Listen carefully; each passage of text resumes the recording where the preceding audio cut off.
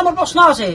এই যেখান আঁচনি দিছি এই আঁচনিখান কি বিজেপির কর্মীর কারণে নাকি একলাই আপনি তো কইয়া থাকে চাইড চাইডে বোলে কি স্বচ্ছ আর নিকা হব এটা রাজনীতির আওতাত নাহে রাজনীতি যদি আওতাত নাহে সব ধরুন রাজনীতির অঙ্গহি বঙ্গহিয়ে পালা কোনবা মেম্বারও ভাগে পাইছি কোনবা নারায়ণ ডেকা মানে এটা আমার সমষ্টি বরক্ষেত্রিত পড়ছি না নারায়ণ ডেকা চমচাগিরি করাই বেশি গতিকে আমার দ্বারা মানে কি একো পাবা নালগে নেকি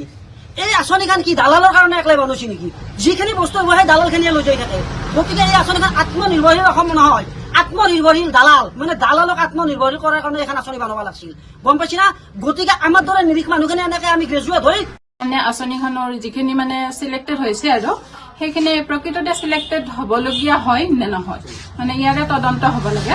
মই এইখিনিয়ে ক'ব বিচাৰো বাৰু নমস্কাৰ বন্ধু বান্ধৱীসকল মই ভাস্কৰে আপোনালোকক পুনৰ স্বাগতম জনাইছোঁ মোৰ ইউটিউব চেনেল পিভি চেণ্টাৰলৈ সঁচাকৈ মুখ্যমন্ত্ৰী আত্মনিৰ্ভৰ অসম অভিযানত বিজেপি দালাল বা বিজেপি কৰ্মকৰ্তাসকলে এই আঁচনি ধনসমূহ লাভ কৰিবনে এইটো এটা ডাঙৰ প্ৰশ্ন এই প্ৰশ্নটোৰ সমাধান আপুনি বা মই কৰিবলৈ নোৱাৰিম এই প্ৰশ্নটোৰ সমাধান আমাৰ মুখ্যমন্ত্ৰী ডাঙৰীয়াদেৱে কৰিব পাৰিব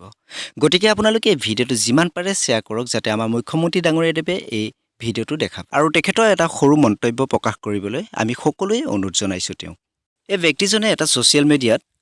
এটা পোষ্ট কৰিছে CM টিবুলে আঁচনিৰ বিষয় লৈ তেখেতে জনাইছে নিবনুৱা তথা কোনো যোগ্যতা ভিত্তিত এই আঁচনি সিলেকশ্যন হোৱা নাই বৰঞ্চ এই আঁচনি যিসকল বিজেপি বৰ নেতা পালি নেতা এই বা সম্বন্ধীয় যিসকল ব্যক্তি আছে এই ব্যক্তিসকলেহে এই আঁচনিৰ ধনসমূহ লাভ কৰিব বুলি এটা ছ'চিয়েল মিডিয়াত তেখেতে পোষ্ট কৰিছে অকল তেওঁৱে বুলি নহয় অন্য বহুতো যুৱক যুৱতী আছে যিসকল যুৱক যুৱতীয়ে মোৰ আগৰ ভিডিঅ'সমূহত কমেণ্ট কৰিছে যে যিসকল বিজেপি বৰ নেতা বা পালি নেতা বা সম্বন্ধীয় যিসকল ব্যক্তি হয়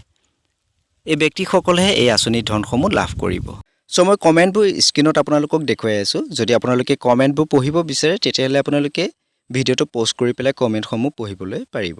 এতিয়া কথা হ'ল সঁচাকৈ এই আঁচনিত দুৰ্নীতি হৈছেনে মই ভাবোঁ 50% দুৰ্নীতি হৈছে আৰু 50% দুৰ্নীতি হোৱা নাই তাৰ কাৰণটো কি মই অলপ পাছত জনাই আছোঁ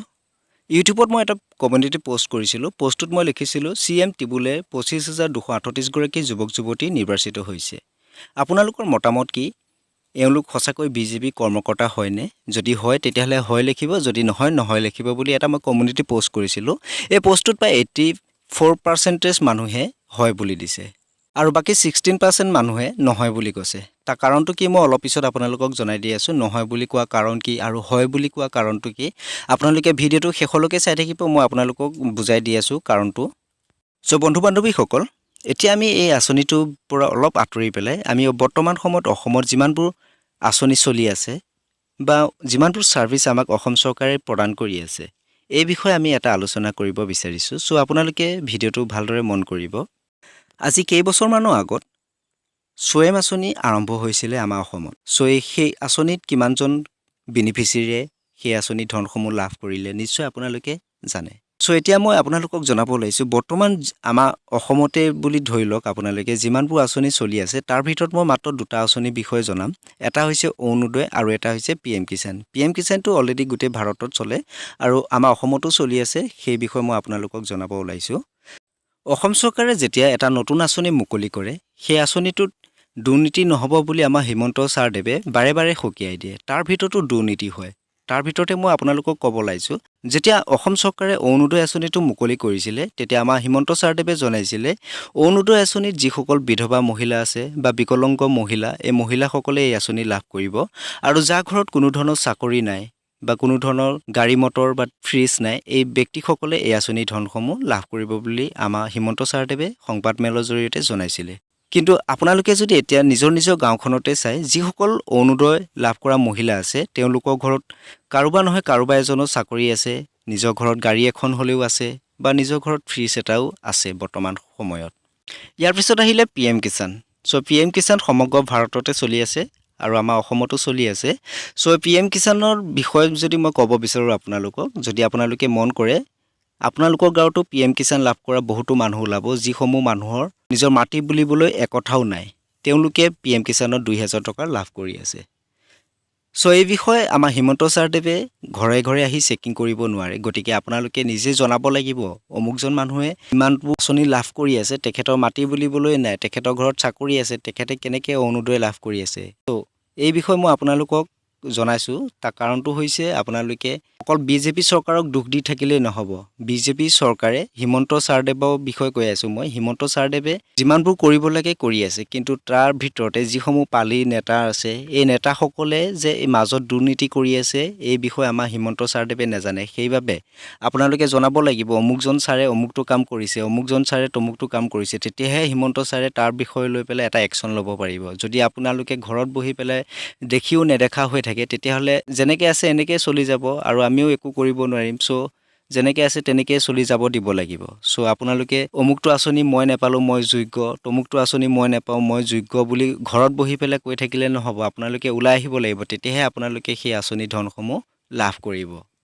চ' অলপ আগত মই আপোনালোকক কৈছিলোঁ CM টিবুলে আঁচনিত দুৰ্নীতি 50% চলিছে আৰু 50% দুৰ্নীতি চলা নাই বুলি কৈছিলোঁ দুৰ্নীতি কিয় চলিছে যিসকল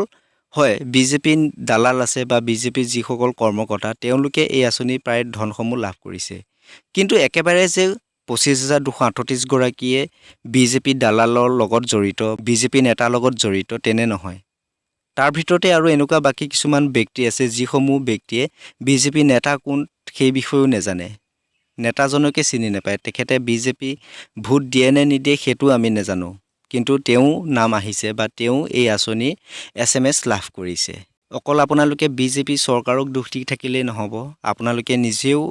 অকমান চাব লাগিব যেতিয়া আপোনালোকে ইন্টাৰভিউ দিব গৈছিলে আপোনালোকৰ ইন্টাৰভিউ যিটো পৰিধান কৰিব লাগে আপোনালোকে ড্ৰেছ পোছাক সেই ড্ৰেছ পোছাক আপোনালোকে পৰিধান কৰিছিলে নাই যিবোৰ নীতি নিয়ম আপোনালোকে সেই নীতি নিয়মবোৰ মানিছিলে নে নাই আপোনালোকে সেই বিষয়েও অকমান চাব যেতিয়া আপোনালোকে ইন্টাৰভিউ দিবলৈ গৈছিলে তেতিয়া আপোনালোকে নিশ্চয় এনেকুৱা কিছুমান মানুহ দেখা পাইছিলে যিসমূহ মানুহ ইন্টাৰভিউ দিয়া যোগ্যই নহয় কাৰণ তেনেকুৱা মানুহ ময়ো দেখিছোঁ যিসমূহ মানুহ ড্ৰেছ পোছাকবোৰ যদি আপোনালোকে চাই তেওঁলোক ক'বালৈ পাৰ্কত গৈছে কোনোবা গাৰ্লফ্ৰেণ্ড বয়ফ্ৰেণ্ডৰ লগত তেনেকুৱা ড্ৰেছ পোছাক পিন্ধি গৈছে তেনেকুৱা ড্ৰেছ পোছাক সঁচাকৈ ইন্টাৰভিউ দিবলৈ যাওঁতে পিন্ধি যাবলগীয়া হয় জানো ইয়াৰ পিছত আহিল প্ৰেজেণ্টেশ্যন আপোনাক যেতিয়া কুৱেশ্যন কৰে তেতিয়া আপুনি কুৱেশ্যনৰ এনচাৰটো কেনেকৈ দিয়ে তাৰ ওপৰতো ডিপেণ্ড কৰে আপুনি ইন্টাৰভিউত পাছ কৰিব নে ফেইল কৰিব চ' আপুনি নিজে এবাৰ ভাবি চাব আপুনি এই আঁচনি সঁচাকৈ যোগ্য হয় নে নহয় চ' যিয়ে নহওক বাৰু পুনৰ মই হিমন্ত ছাৰদেৱক এই আঁচনিৰ যি 25,238 গৰাকী বেনিফিচিয়াৰীয়ে যোগ্য বুলি বিবেচিত কৰিছে তেওঁলোকৰ এখন লিষ্ট প্ৰকাশ কৰিবলৈ মই হিমন্ত ছাৰদেৱক পুনৰ অনুৰোধ জনাইছোঁ চ' আপোনালোকে যিমান পাৰে ভিডিঅ'টো শ্বেয়াৰ কৰি দিব যাতে তেওঁ এই ভিডিঅ'টো